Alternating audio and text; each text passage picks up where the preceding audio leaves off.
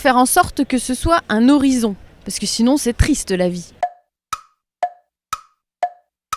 Moi c'est une utopie qui n'est pas réalisée, mais qui est réalisable. C'est l'utopie qu'on puisse avoir plus d'espace et de façons de faire, de vivre, de travailler collectivement, avec d'autres gens, avoir plus d'espace et de façons de faire, de vivre, de travailler collectivement, avec d'autres gens, sans qu'il y ait de hiérarchie entre nous, collectivement, avec d'autres gens, sans qu'il y ait de hiérarchie entre nous forcément, en mettant ensemble ce qu'on sait faire et en créant des structures qui nous permettent de faire ça et de gagner notre vie avec.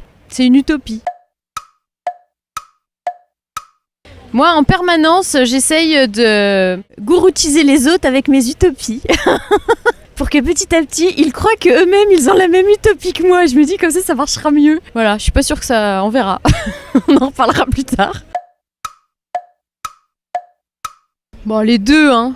L'énergie de la jeunesse, c'est super important. Parce que l'énergie, pour faire changer les choses, c'est indispensable. C'est le plus précieux.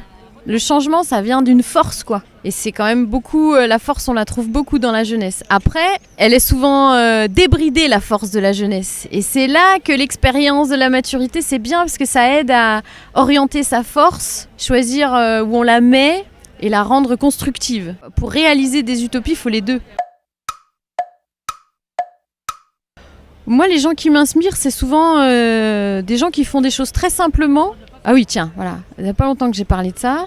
Cette dame que j'ai rencontrée un jour à Saint-Pantaléon, qui est d'origine vietnamienne et qui est femme de ménage. Et qui m'a raconté à quel point elle mettait toute sa concentration, toute son énergie, toute sa réflexion à ce que les gens fassent attention à comment ils jettent les choses dans les poubelles. Mais elle fait ça depuis plein d'années.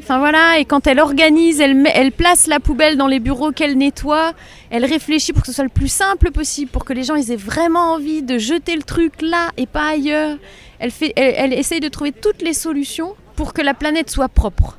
Et moi, elle m'inspire, elle, par exemple. Je trouve que c'est des petits actes qui sont en même temps énormes. Voilà. C'est ça qui m'inspire. J'écoutais tout le temps ce morceau de Rage Against the Machine, Bomb Track, et ça aidait bien à se mobiliser. Voilà.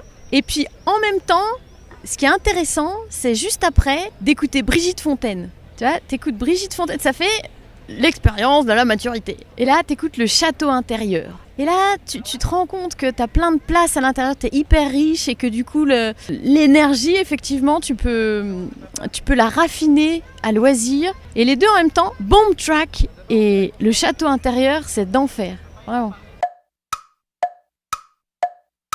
Moi, je pense que c'est tout le temps, et que c'est pas des petits. Moi, je considère pas que c'est des petits gestes. Il y a des gens qui disent oui, je sais pas moi,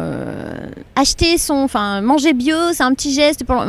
Si on le considère comme un petit geste, c'est déjà plus, ça fait pas changer le monde. En fait, tous les gestes qu'on fait, ça doit être des grands gestes. Et du coup, moi, je considère que tout ce que je fais, j'essaye de le faire dans cette idée-là, pour changer le monde. Alors après, c'est à petite échelle, c'est pas des petits gestes. Ça peut être à petite échelle avec 1-2 personnes, ça peut être à grande échelle avec 150 personnes, avec 3000 personnes, parce qu'on peut faire un film. Mais c'est pas une histoire de la grandeur du geste. Là, le geste, il est toujours aussi important, il est toujours aussi grand, il faut le concevoir comme ça. Après, l'échelle peut changer, et toutes les échelles sont importantes.